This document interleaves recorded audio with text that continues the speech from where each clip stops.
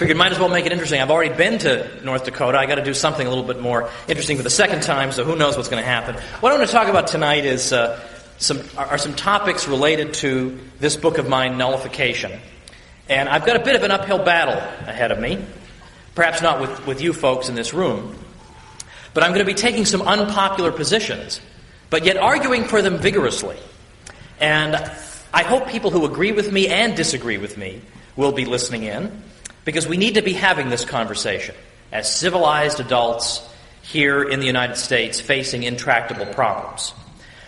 The problem that we're facing right now primarily is that government just seems to grow and grow and grow no matter what happens, no matter who's in office. Maybe it grows more slowly, maybe it grows more quickly, but it just grows.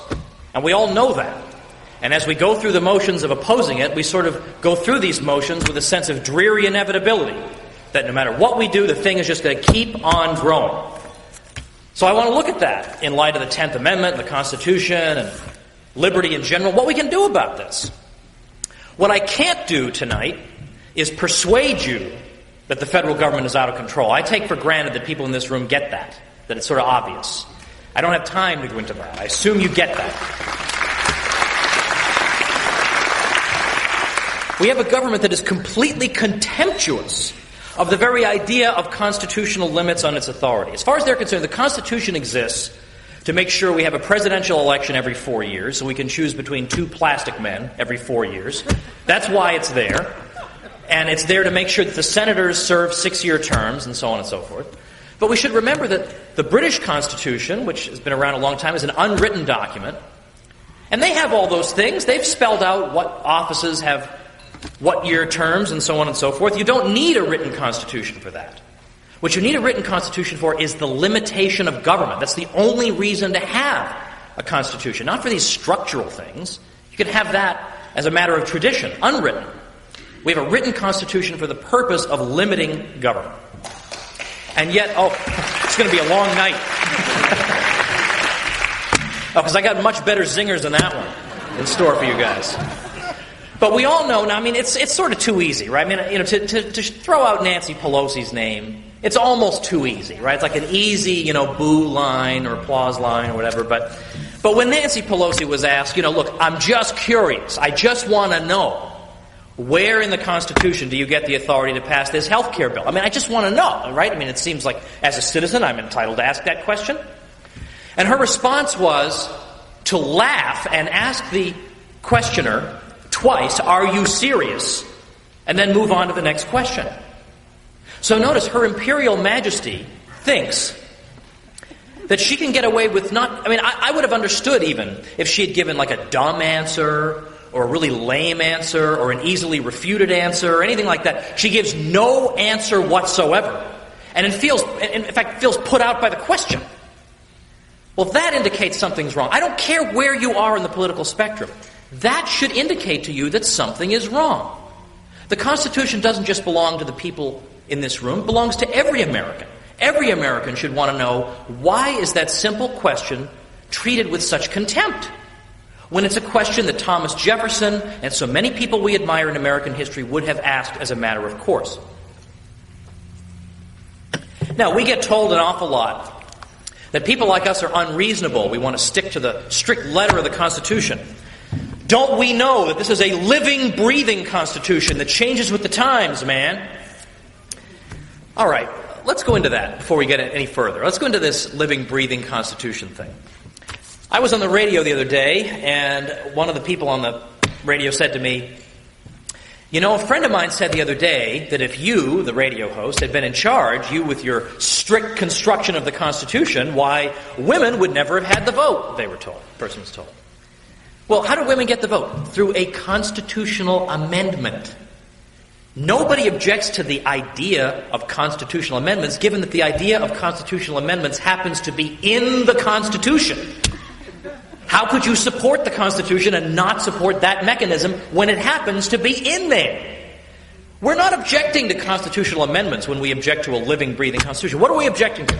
We're objecting to the idea that, hey, we'd like to do X, Y, or Z, but you know what? It's not in the Constitution.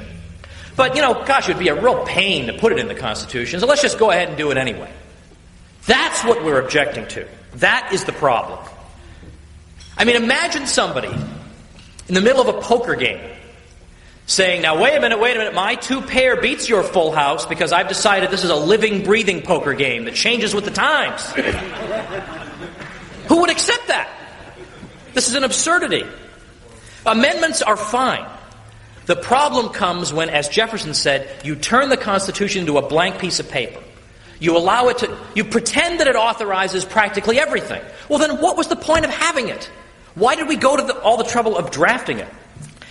And let's also remember that Americans fought a war against a living, breathing Constitution.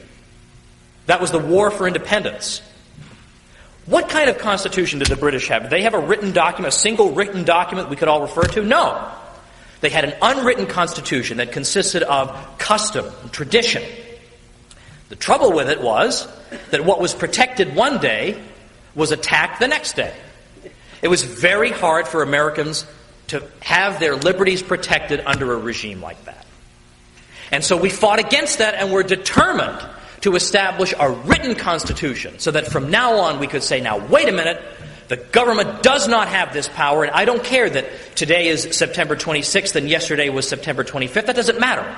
The Constitution remains the same, and it's written down, it's in black and white, so you can refer to it. That was what we wanted as Americans. We were fighting against a Constitution that constantly changed with the times. It changed with the times according to the needs of the government at the time. What we're fighting against when we say we're fighting against a living, breathing Constitution is the idea that judges will simply decide on a day-to-day basis what the Constitution means this week as opposed to last week.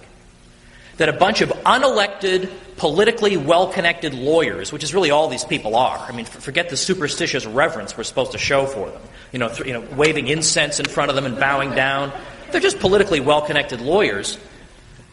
These people are supposed to have a monopoly on telling us what the Constitution means today as opposed to yesterday, regardless of what the text means? No. Jefferson said the Constitution was written in simple English so the average American could understand what it means without being told by some black-robed deity what it means.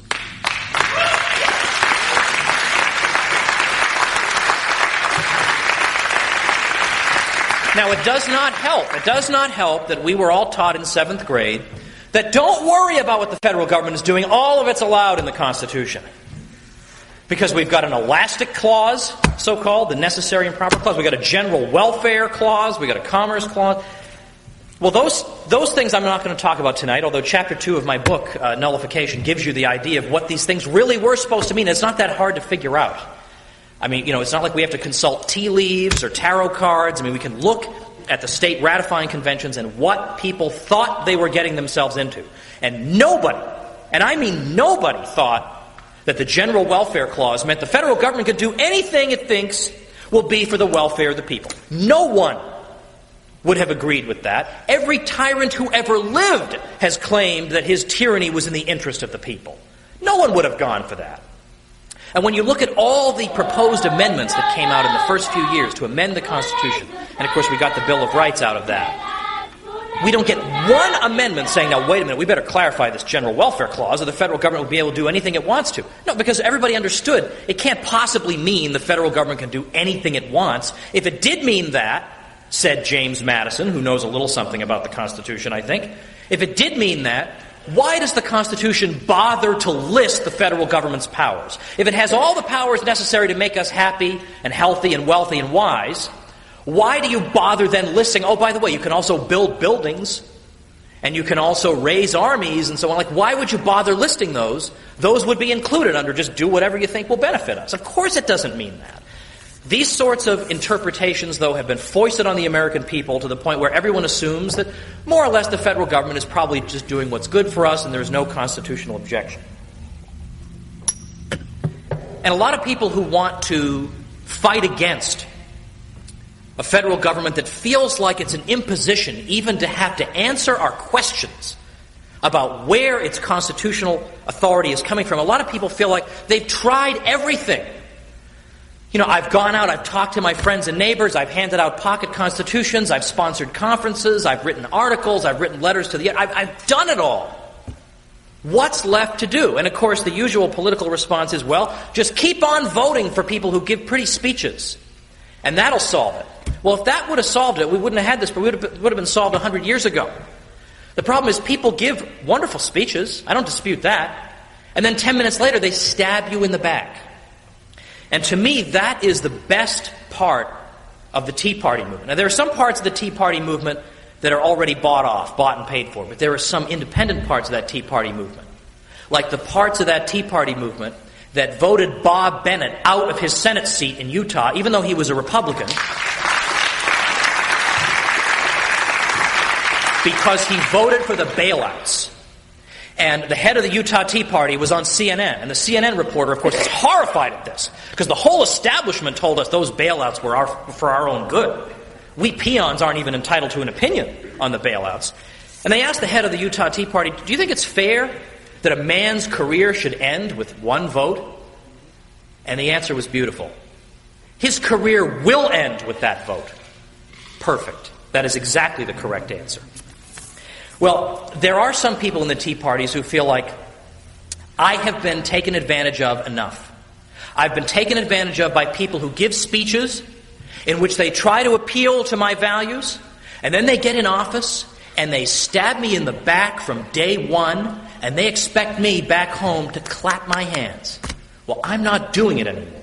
We've got to try something different, because everybody in this room knows that if we just keep on enabling these people, and that's what we're doing. These people are addicts. They're addicted to power. And if we keep enabling them by just mindlessly supporting them because of their pretty speeches, we all know what's going to happen. We're going to keep getting betrayed. The federal government will keep getting bigger. And then every 2 and 4 years, we'll get all the sob stories about the federal government like it didn't happen under their watch. No. Enough people, I think we have reached a critical mass in the society, are prepared to say, no, Dick Morris does not have the answers. We have to think a tiny bit outside that particular box. It is time, I am suggesting, that we return to Thomas Jefferson. Thomas Jefferson was rather more of a genius than almost anyone, well, what am I saying, almost, what an insult, than anybody we've got, well, with maybe one honorable exception in our political life today. Thomas Jefferson was repeatedly a prophet in predicting what was going to happen in American society if we weren't careful. And Jefferson was convinced the federal government is not going to limit itself. You cannot establish an institution like this and then hand it a piece of paper and say, okay, now go limit yourself. What possible incentive does this institution have to limit itself? It's not going to happen. It wants to cater to special interests and sell votes, and has no interest whatsoever in staying limited. So therefore, said Jefferson, something outside the federal government has to do the limiting. Common sense. You can't expect this thing to limit itself. Now, we talk a lot about the 10th Amendment. That indeed is the theme of our meeting tonight. The 10th Amendment to the Constitution says that whatever powers the states have not delegated to the federal government and are not prohibited to them by the Constitution are reserved to the states and the people. That's what the 10th Amendment says. It's a self-government amendment. It's an amendment that makes sure that the whole reason we fought the American Revolution isn't going to be flushed down the toilet. The point of fighting the American Revolution wasn't that Britain is too far away, and if only we had a closer oppressor, we'd be happier. What in the world is the point of that? No, the idea was local self-government. That was what the American Revolution was fought about, and that's what the 10th Amendment is all about. And yet, the 10th Amendment is already implicit in the Constitution as drafted even before there was a 10th Amendment. It's already implicit in the Constitution. How do we know that?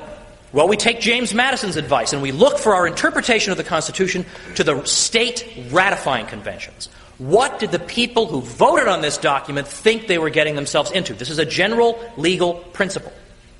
If I'm a judge and I want to determine the true meaning of a will, I want to determine the intentions of the testator. Likewise, with this Constitution, what were the intentions of those who willingly got themselves into it? And we see in state after state after state, the supporters of the Constitution assured the state conventions that this federal government would have only the powers expressly, and yes, they used the word expressly delegated to it. So the 10th Amendment is merely codifying what skeptics of the Constitution were told was already implicit in that doctrine. Thomas Jefferson says that the 10th Amendment is the cornerstone of the Constitution. And yet today, the 10th Amendment is an object of ridicule. You're some type of extremist if you want to support the 10th Amendment. Maybe we have to put you on some sort of watch list because you believe in decentralized government, because you believe in a humane scale of political life. Ooh, terrible. My gosh, what other horrible things might you have buried deep in your soul? Well, what's happened to the 10th Amendment today? If you have the misfortune of studying for the bar exam, you're a prospective lawyer, and you happen to take one of these sort of crash courses where you sort of study how to take the bar exam, and you take practice tests, and they give you test-taking tips. This is not a joke. I've got this on good authority from several people who have done the test and taken these test preparation courses. One of the tips is, when you're taking the multiple choice section, if you see a question, one of whose multiple choice responses is the 10th Amendment, you can cross that out. Because the 10th Amendment is never the right answer on the bar exam. It is always wrong. Because the 10th Amendment means nothing today. The cornerstone of the Constitution, it means nothing, and you are suspect and some kind of an extremist or a bad guy even to raise the issue. That's what's happened. So even though you can cite Thomas Jefferson and practically the whole world at the time, that's not enough because Hillary Clinton and Mitch McConnell have a little disagreement with you. I mean, really, I think I'll take me and Thomas Jefferson against anybody, any day, on an issue like this. So I indeed have an uphill battle, because what I'm talking about is the powers of the states as checks on the federal government. Because again, the federal government won't limit itself. It has to be limited by something other than itself. And according to Jefferson, who is the logical candidate to carry out this limiting? The states. We've come to associate the powers of the states with disreputable causes. And I'll talk about that later, because I'm also going to entertain possible objections to what I'm saying. And as a libertarian, I hold no brief for the states. I'm perfectly willing to concede that the states half the time are also run by sociopaths. I don't deny that. I mean, just look around you in some of the states. My gosh, the things people suffer under.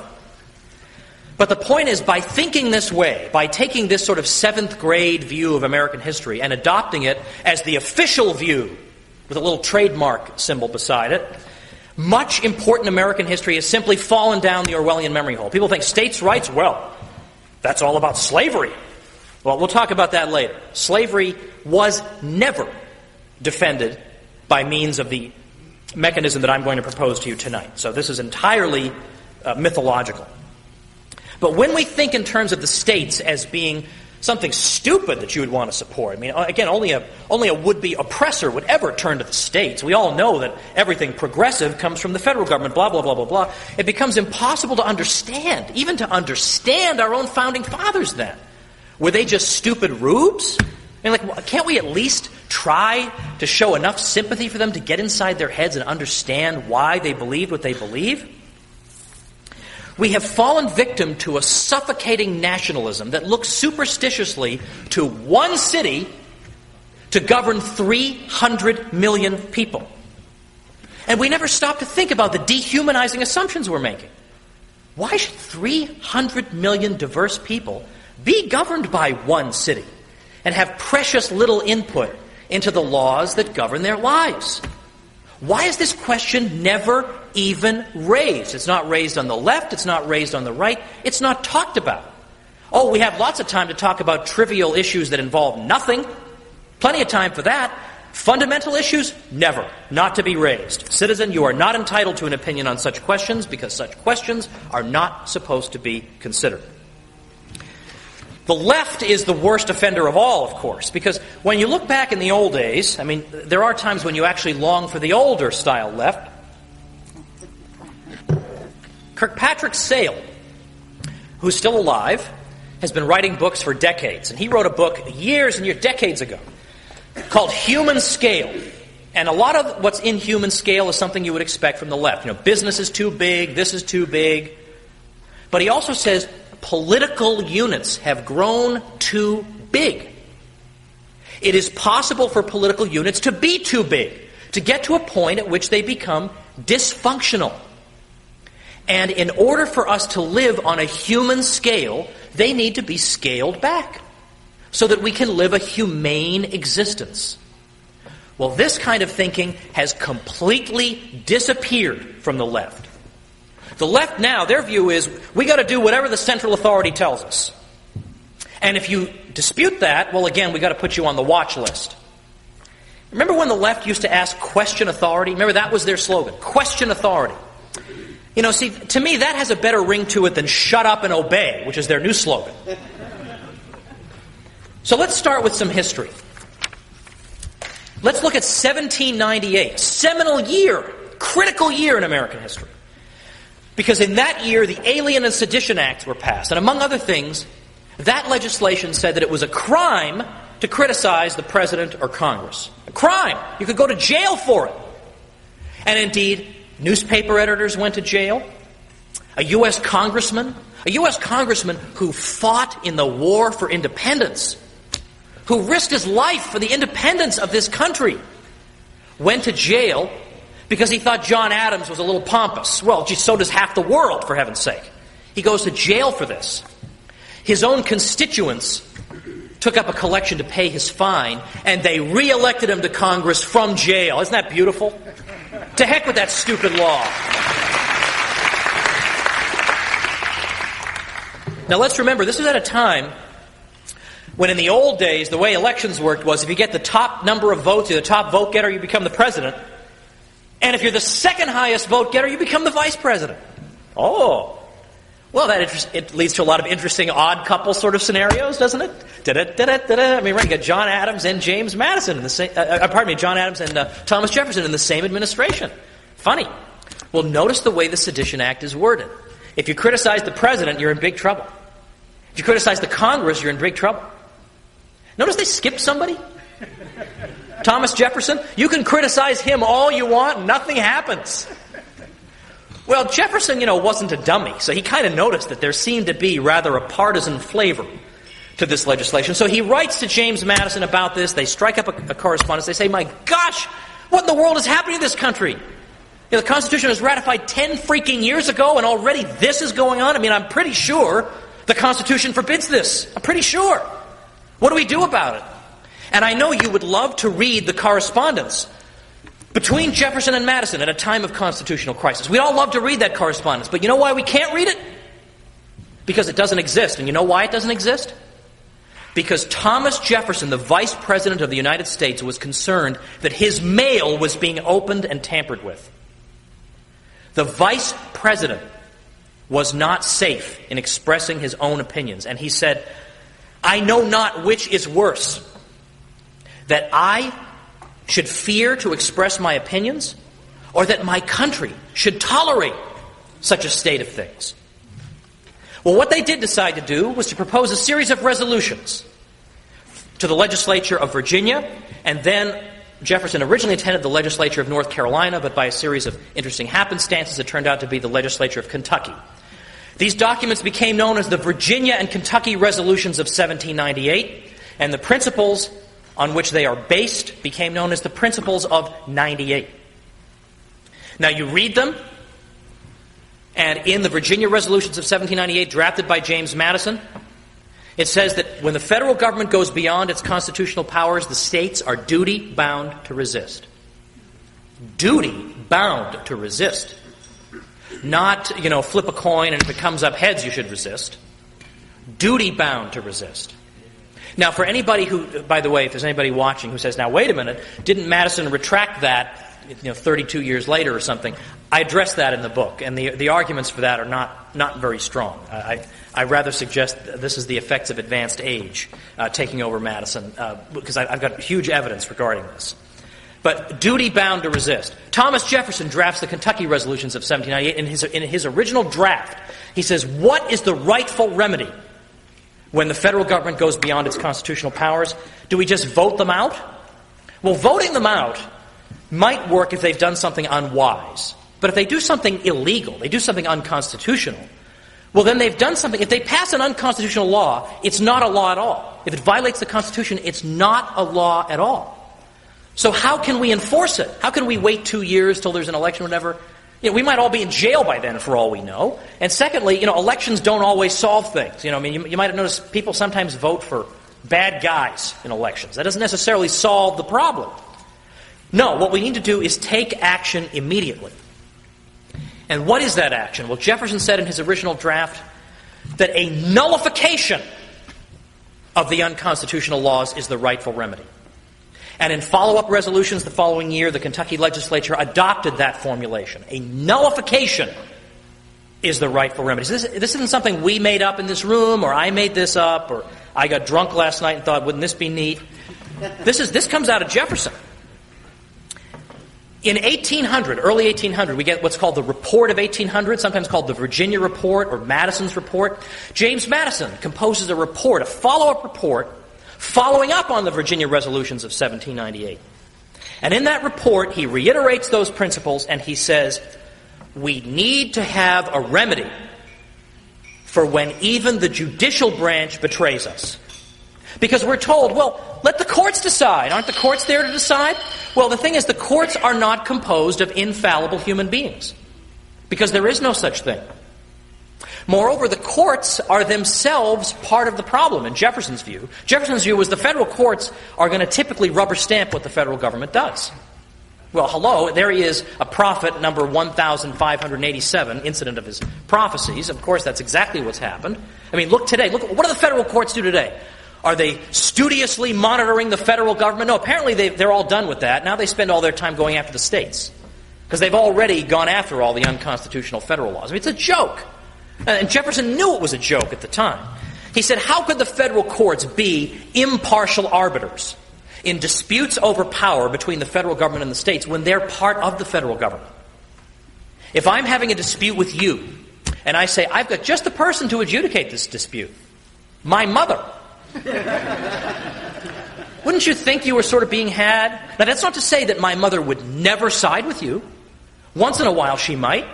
But, I wouldn't count on it happening a lot of times. I've known my mother for, rather a long time, more than, longer than anyone else has known me. That was his point. So we need to have some other remedy. What is that remedy? It is state nullification. Now, this is the most unfashionable thing you can say, practically, in public life today. Oh my gosh, how dare you say that? How dare you want to nullify what our wise public servants are doing because they're elected to Washington just to serve us. They're not there serving special interests. They're not there selling out. They're not there shoveling money to powerful and influential people. No. My 6th grade civics book tells me they're there representing us. Okay, time to close the 6th grade civics book and look around you and observe the actual government we're living under, so that you might have some sense of what's really going on. So this was Jefferson's answer. The states created the federal government. They are the principles to the constitutional compact. The federal government is just the agent of the states. Since when does an agent tell the principals what to do? Since when does an employee tell his employer what to do? This is not the natural order of things. So we need the states to be the arbiters of constitutionality in the last resort. Now, parenthetically, let's suppose you came across this objection, which you will get once in a while. People will say, okay, I understand the first 13 states did indeed establish the Constitution. They sent delegates to a constitutional convention. Then that Constitution was sent around for their ratification. But what about the other 37 states? Didn't the U.S. government create those 37 states? So how can you say the states created? This is all wrong, right? And at least the next 37, you've got it backwards. Well, this is about as wrong can be. And I'll just give you the quick reason why it's wrong. The American understanding of states versus the federal government is not that the federal government creates the states. This is anathema to Americans. The idea, rather, is that the people create the states. The people draft a state constitution, and then they apply for admission to the Union. And so, for example, when Thomas Jefferson was interested in the subject of the admission of Missouri to the Union in 1820. You had a case where Missouri had drafted a state constitution. And Jefferson said to them, if you are not admitted to membership in the Union, then you will simply be an independent state. So notice, your statehood does not rely on approval by the federal government. It comes from the sovereignty of the people of the state. So this objection does not, in fact, work. Now, Where did Jefferson get these ideas? Maybe Jefferson was drunk, right? I mean, maybe he just had a bad night and he woke up really angry, all hungover, and he wrote out the Kentucky resolutions, right? And so, maybe he just had a bad day, which is what some historians try to claim. Well, this is just a weird anomaly in Jefferson's thinking. That is so wrong. It is so not a weird anomaly in Jefferson's thinking. And in fact, to the contrary, you know where Jefferson gets this from? Not from his own brain, but he gets it from the Virginia Ratifying Convention of 1788. 1788, Virginia is considering, should we ratify the Constitution or not? And there are debates back and forth, and there are skeptics of the Constitution in that state ratifying convention, including Patrick Henry, who says, now, wait a minute. There are clauses in this Constitution that I'm afraid that ambitious politicians will interpret in such a way as to give themselves unlimited power. Now, what are we going to do to stop that? Now, what was Patrick Henry told? Now, remember, Virginia is probably the most important of the early states, right? I mean, what state produces more of our most important statesmen than Virginia?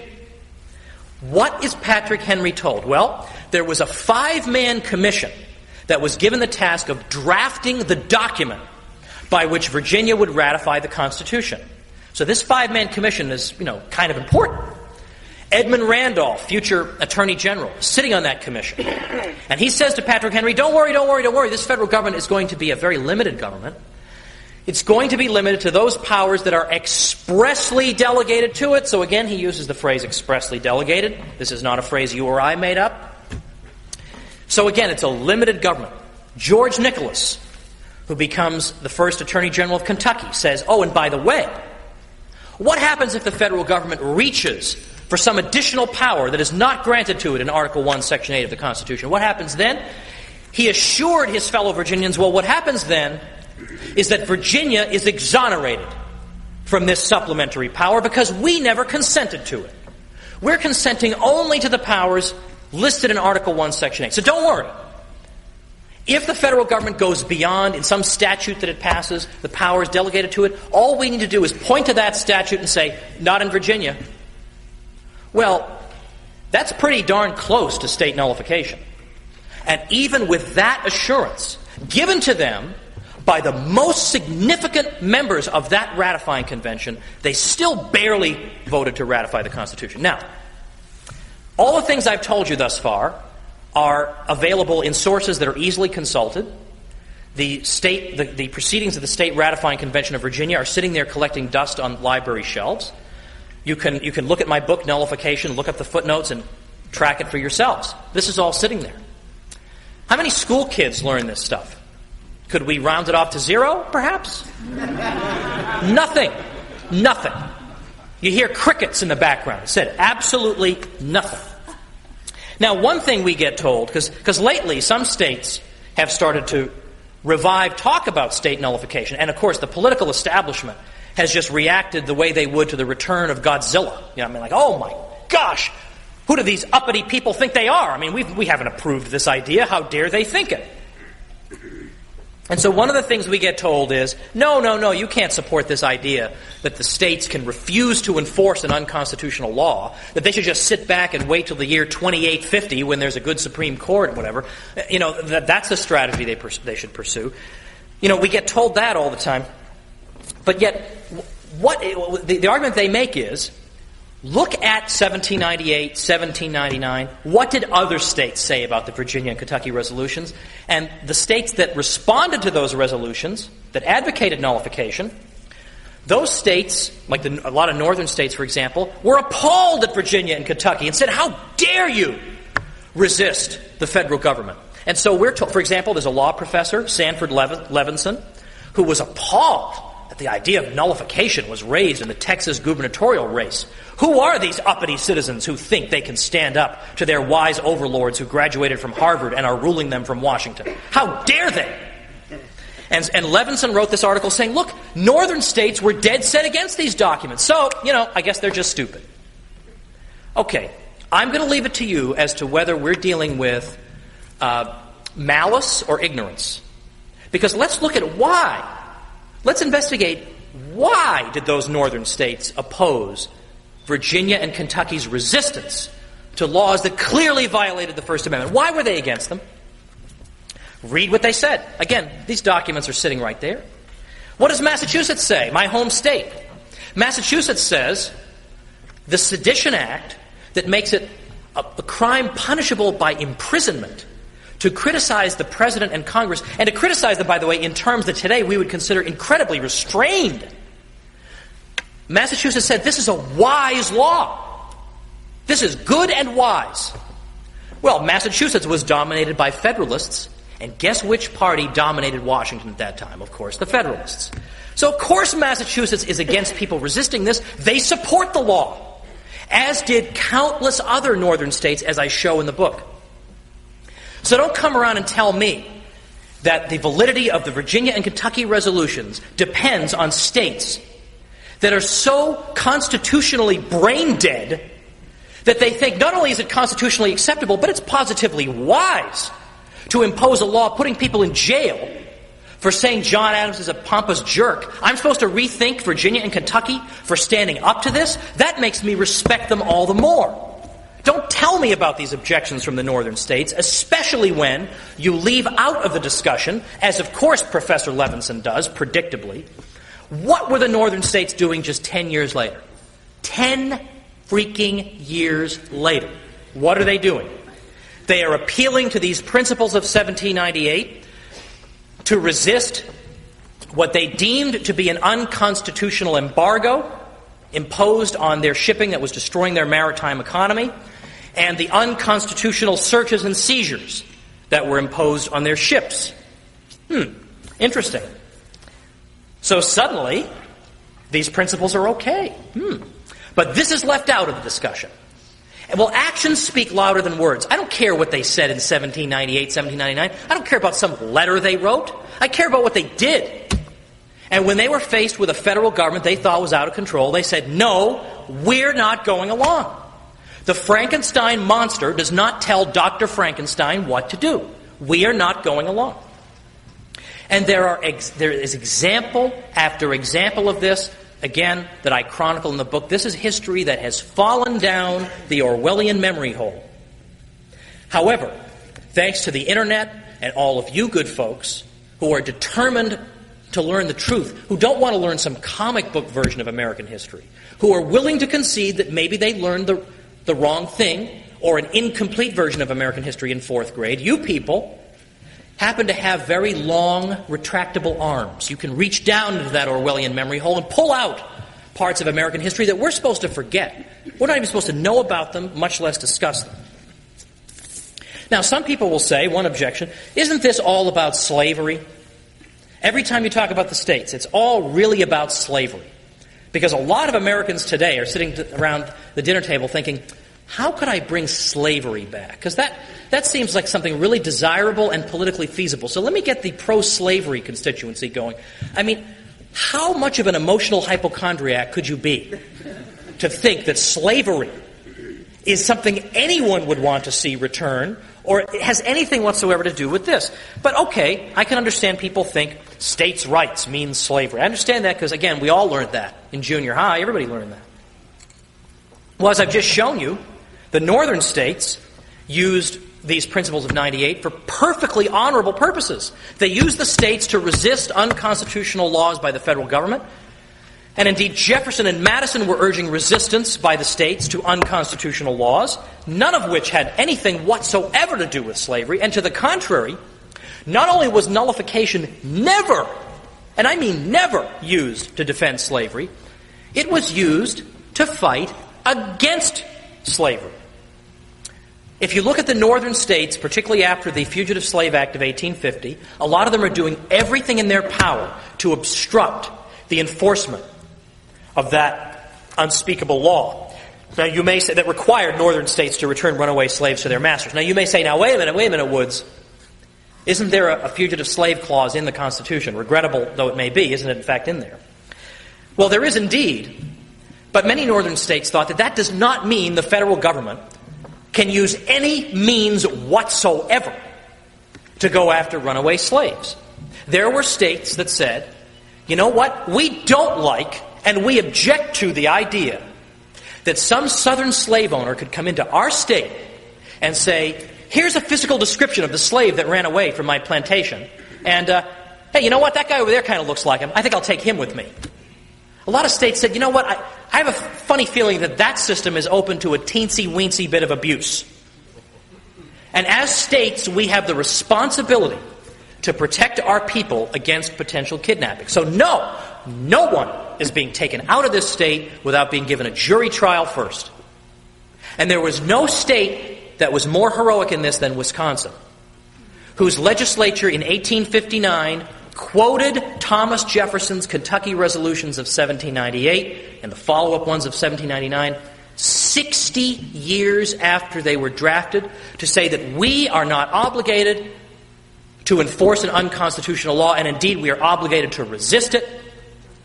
Now, again, this is history that has been forgotten. You look in Wisconsin's history, you see that for years leading up to that great culmination in 1859, people are handing out flyers and handbills saying, look, we're going to have a giant rally here in Milwaukee, standing up for the powers of our states to protect the innocent against the incursions of a federal government that knows no constitutional limits. The states standing up for poor blacks who had no one to stand up for them. This is gone from our history. Now, of course it's gone. Of course, if you wanted to exercise absolute power, what version of U.S. history would you want to peddle? Well, one in which, of course, the states are always evil, the federal government is always a progressive force, only a jerk or a would-be Hitler would want to stand up to the federal government. Of course you'd want to pass off that version of history. Unfortunately, it happens not to be true. And it's long past time that we resurrected the real version, not the comic book version, of American history.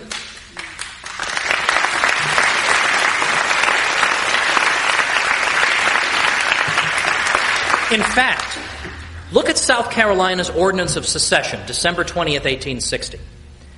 Notice what they're complaining about, because we get a lot about, this had something to do with the Civil War. I don't know what they're talking about. People have read like half a sentence, and they say, wasn't the Civil War all about this? Well, yes, but in the complete opposite way from what people think. What does South Carolina complain about in its Ordinance of Secession? That the North is nullifying too many laws. You talk about nullification today, and people say, oh, that's some crazy Confederate idea. What are you, some kind of evil Confederate who wants to enslave people? I mean, again, this is the sort of Pravda propaganda we have to deal with here. Like, people won't even have an honest debate with you. They just reduce it to this sort of Pravda kind of language. But in fact, look at the reality. The reality is the South is upset that the North is nullifying. The North is nullifying the fugitive slave laws. So this is not a Southern doctrine. This is not a Northern doctrine. It's an American one. This was the point of the American Revolution, to create a society that consisted of a collection of self-governing communities, not one single consolidated whole. The world was lousy with those. The world already had 1 million of those, where the government of France dictates to all of France. The world already had that. The United States was trying to be a little bit unique, and we've thrown this legacy away completely. Now let's deal with some of the objections. Some objections you hear raised to these sorts of ideas would be as follows. Well, if we resurrected this sort of idea, wouldn't some states nullify some laws and some states nullify other laws? Now, my old answer to this question used to run as follows, that, I actually think it's much more likely that the states are going to be too timid to do this. That maybe they'd nullify one or two things. I think they're going to be too timid to do it, I fear. So I actually think you're worried about the wrong thing. Or my other answer would be, well, look, we've got two potential difficulties here. We got states that might nullify a lot of laws, or we got a federal government that acts without limits. Which one do you pick? Well, we've lived through the second one, and it's led us to the situation we're in now, which is, we're facing impossible to pay debts. It's a mess. I'm not so worried about the federal government, which won't find enough powers to sustain itself. Now, it seems to have seen its way through over the years. It seems to have stumbled along quite all right. I'm not too worried about that. That's not the thing I'm worried about. I'm more worried about local self-government. But no. I say to heck with those answers. Those are lame answers. My answer to the idea that maybe some states will do some things and some will do others, my answer is, so what? That is the United States that the framers of the Constitution tried to give us. a group of self-governing communities. And yes, Vermont might be different from Texas, which is different from North Dakota, which is different from Maryland. So what? That's what differentiates it from every lousy regime that exists in the whole freaking world. Can't we have some respite from centralized government somewhere?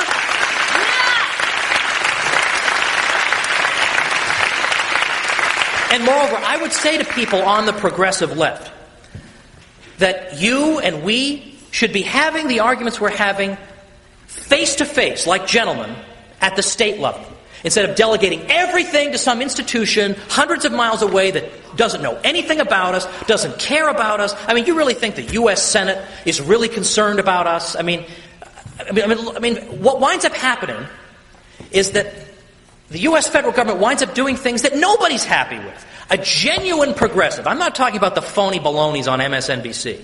A genuine progressive was against the bank bailouts, just like a genuine conservative or libertarian was against them. But that's the sort of thing we get when we just throw off all responsibilities on this federal government. It's responsive to no one. We make calls 2,000 to 1 against, and they do it anyway. Part of the job description of being a U.S. Senator is ignoring the American people. Let's have these battles where they belong, at the state level. And yes, some states might be different from other states, but wasn't the left supposed to believe small is beautiful and all this stuff? Why do they make an exception to small is beautiful, to say small is beautiful, however 300 million people ruled by one city, that's A-OK? No, sorry, that's inconsistent. Let's get a little consistency here. Second objection. What about the supremacy clause of the Constitution? Doesn't Article 6 say, and as you hear endlessly in the media when they even deign to discuss the subject, they'll say, well, federal law trumps state law. Really? That's what I would give you an F if you thought that's what the Constitution says. What does the supremacy clause actually say? It says, and I'm paraphrasing, that the Constitution and laws in pursuance thereof shall be the supreme law of the land. Well, nobody who supports state nullification denies that. That's not the issue. The issue is this particular law that we're confronted with, is this one in pursuance of the Constitution? That's the issue. Nobody denies that a constitutional law is indeed the supreme law of the land. The question is this one constitutional? So citing the supremacy clause simply begs the question. It shows you don't even understand the nature of the debate we're having. So, for example, imagine proposing the Constitution to the states, and it had a clause in it that says, the Constitution shall be the supreme law of the land, plus whatever all laws, constitutional or not, we may choose to pass. Who in his right mind would ratify a document like that? No one understood it to mean that. Of course it doesn't mean that. The point is that unconstitutional laws are not the supreme law of the land, and that's precisely what we're saying. Another objection. Didn't the Civil War settle all this? Now, I alluded to this earlier. Didn't the Civil War settle this? Well, first of all, the Civil War was not about nullification, except in the completely opposite way in which I indicated earlier. But let's take this argument seriously, though, because this is a seriously Orwellian argument. Because even if the Civil War had been about nullification, since when are philosophical and historical disagreements resolved not by reason, argument, and evidence, but by violence? I mean, would we really say, if the Plains Indians came along and had some objection, would we really say, well, hey, wait a minute, wasn't this whole issue resolved by the U.S. Army? I mean, would we really say that? I mean, if you and I were having a dispute, you said 2 + 2 = 5, or pardon me, in fact, I'll make you guys the ones who are right. You say 2 + 2 = 4, and I say 2 + 2 = 5, and then I just punch you all in the face. Does that make 2 + 2 = 5? I mean, like, what if you came to me the next day and said, look, I want to start up this discussion here. I mean, I think you're wrong about 2 + 2 = 5. What would you make of it if I said to you, hey, wait a minute, I thought that was settled, but I knocked you out yesterday. I mean, didn't we settle that? 2 + 2 obviously is 5, right? Or why would you be lying on the ground? I mean, come on. Let's argue this on the merits. Let's not argue this on some crazy Stalinist, Orwellian sort of way of arguing. Now, but then there is a serious objection. I mean, I don't want to make light of this, that no one could have a legitimate objection to what I'm saying. And so I could very easily understand somebody saying, well, what about the civil rights movement? I mean, don't we here have a clear-cut case in which the states are oppressing people? Well, I don't dispute that at all. I mean, blacks were suffering unbelievable indignities in many states. I think hardly anybody disputes that today. And again, I don't per se support the states per se. I support them as bulwarks against the federal government, but I don't then say that whatever they do is just super duper and I'm sure it'll be great and they'll never make any mistakes. I mean, you guys all know that sometimes state officials are pretty rotten too. But what I want to suggest is that to talk about civil rights and compare it to what we're talking about today, which is the revival of these ideas as a mechanism, given that every other mechanism has been a complete, unmitigated failure and disaster, reviving these ideas as a mechanism of resistance against the federal government, I want to suggest that this is apples and oranges because how was it possible to impose this sort of oppressive regime on American blacks living in the South? Well, it was possible because, by and large, blacks didn't have the right to vote.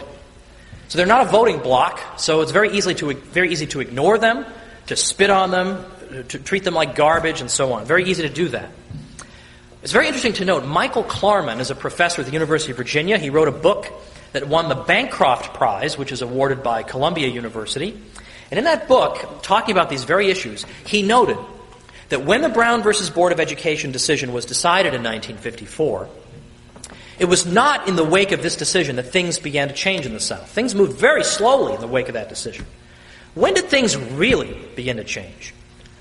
In 1965, with the Voting Rights Act of 1965. Then suddenly things moved.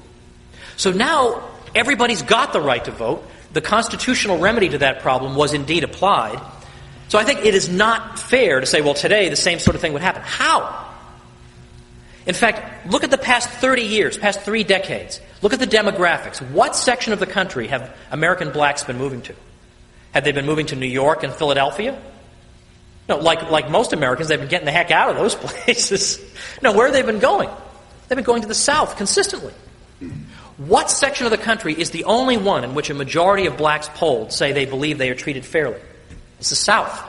It is not Birmingham 1963 anymore, and it is unfair to continue to express this sort of bigotry against the many good, decent people who live in the South, who have bent over backwards to repent of their past.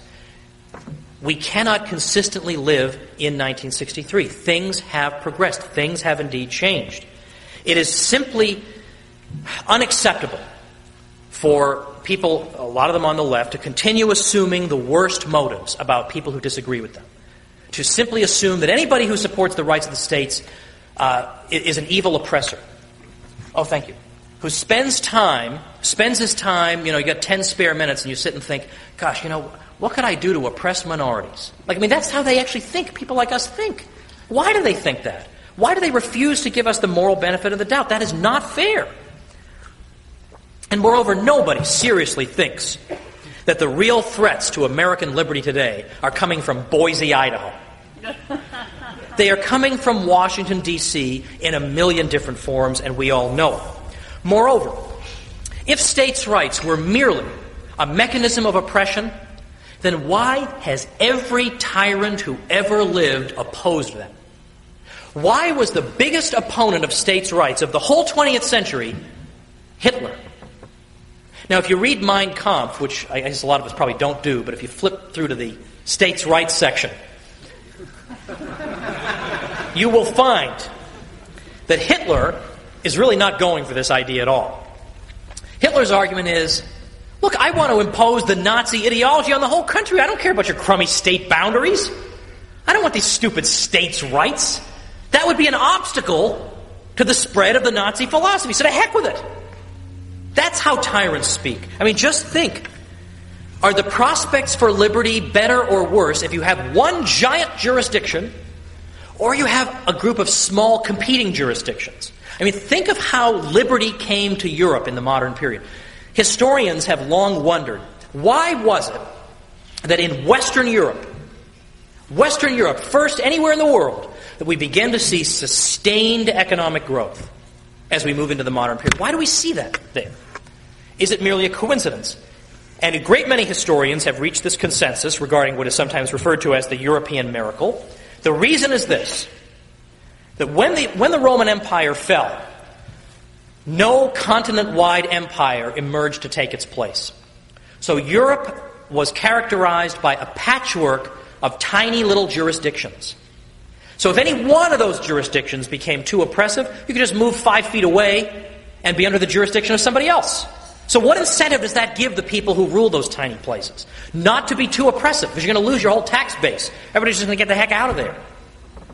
And it turns out that in fact, the very absence of a single overarching political authority, that is what made liberty possible in Western Europe.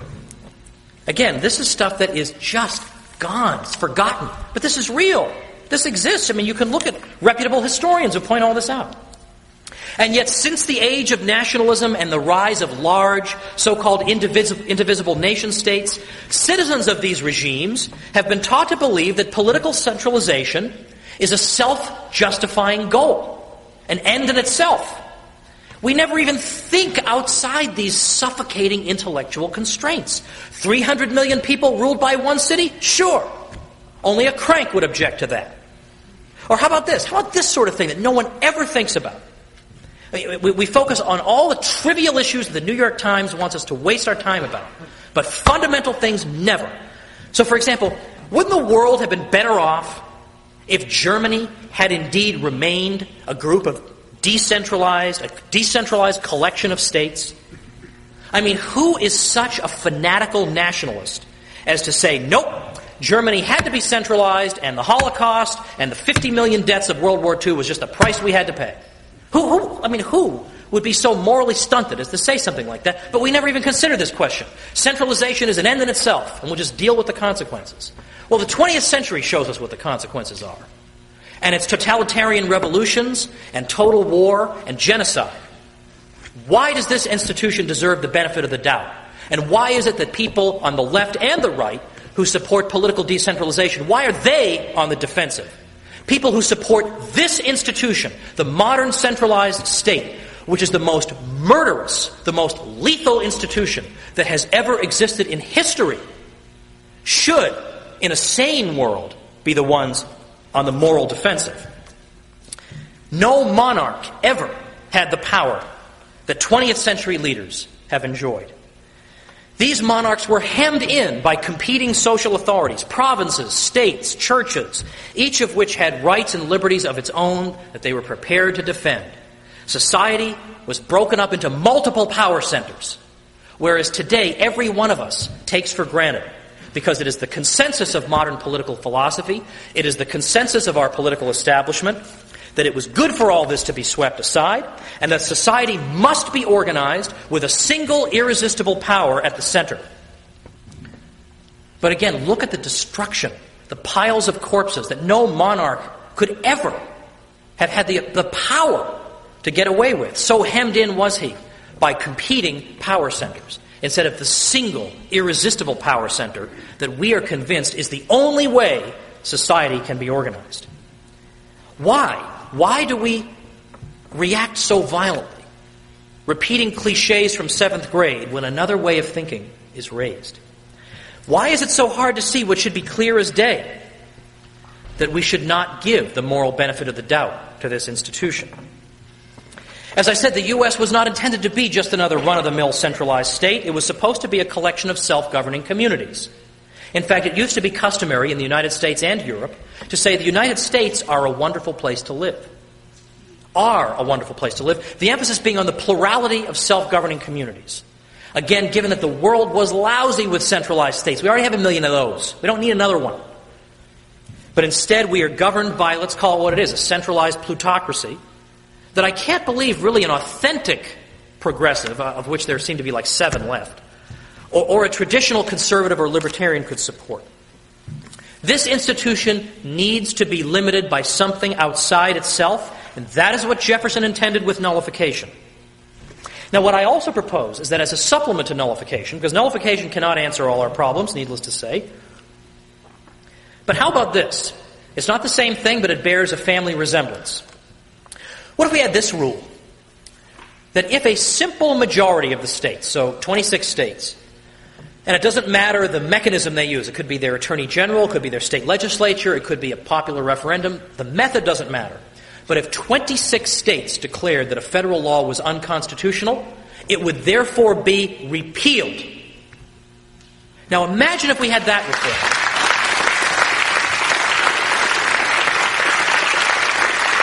Now, why do I say that bears a resemblance to nullification? Because the idea is that something other than the federal government itself would be doing the limiting. Like, we've already experimented with this federal government, you go limit yourself experiment.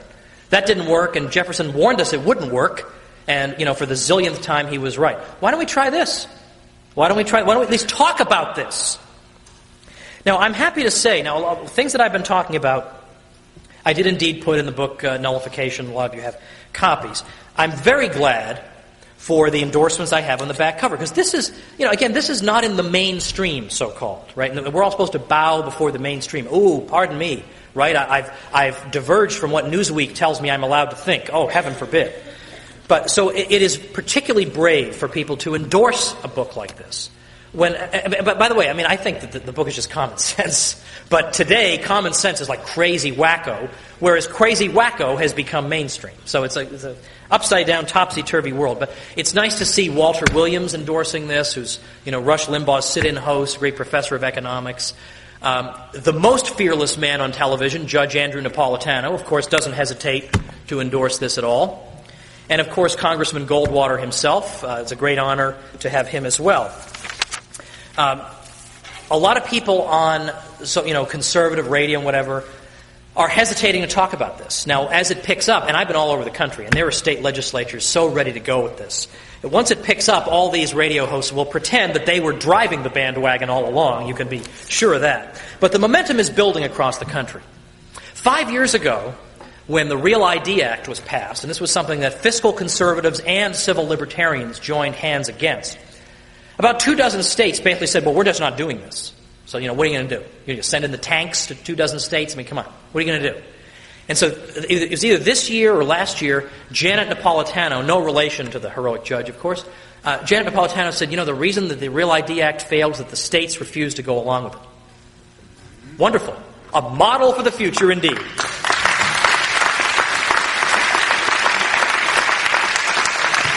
Now, a brief word, just quickly, about California and the medical marijuana thing. Now, I don't know what people think in this room. There could be people who are against the medical marijuana law. That's not relevant. What I'm interested in is the structural question of states and the federal government.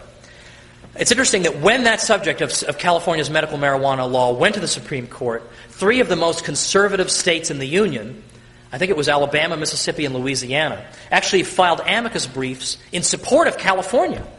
And they said, we think California's law is totally stupid, but the Constitution gives you the right to be stupid. They can be stupid, we can be non-stupid, and people can sort themselves out according to where they want to live.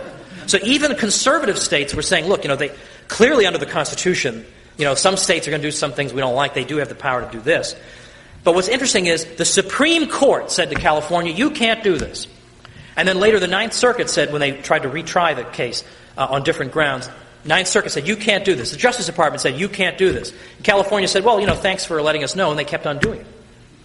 So it goes to show that if there is enough resistance, if there's a critical mass of the population that is prepared to say no, it will not happen.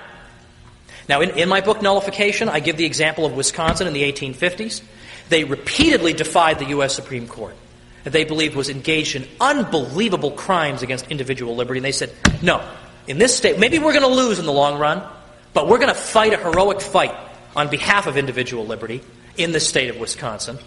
And what we see is that the federal government at all levels was stunned at the degree of resistance. And every year at the polls, when people were up for office and they said, I'm going to continue to support Wisconsin's stand, they won. So the people supported them, and Wisconsin was able to make this stand. Well, this is being picked up by a lot of people who are deciding that, I've been fooled enough times. I'm not just going to be taken in by the next wave of politicians. Maybe there are a few good ones, I don't know. But, Reagan used to quote the old Russian proverb, trust but verify. This is the verify part, the power of state nullification. So indeed it is time to try something else. And yes, it's true, you're going to be smeared and attacked by Keith Olbermann, and he's going to be unhappy. That's true. Because, why? This is an unapproved opinion, citizen. Neither the New York Times nor MSNBC has said you're allowed to hold it. So how dare you? But you know what? When people say you're out of the mainstream, what does that actually mean? The mainstream consists of a continuum of thinkers, and I use the term thinkers extremely liberally, Ranging from, let's say, Hillary Clinton to Mitch McConnell. Like, this is the 3-inch area that constitutes the mainstream. You know what's mainstream? $100 trillion in unfunded entitlement liabilities. That's what the mainstream has gotten us. You know what's mainstream? In 2020, assuming interest rates don't rise, interest payments on the national debt alone will be almost $1 trillion a year. That's mainstream. These mainstream so-called people have screwed up this country almost beyond repair. So who wants to be part of this bunch of corrupt and ignorant ignoramuses who we laughingly call the mainstream? We are the mainstream.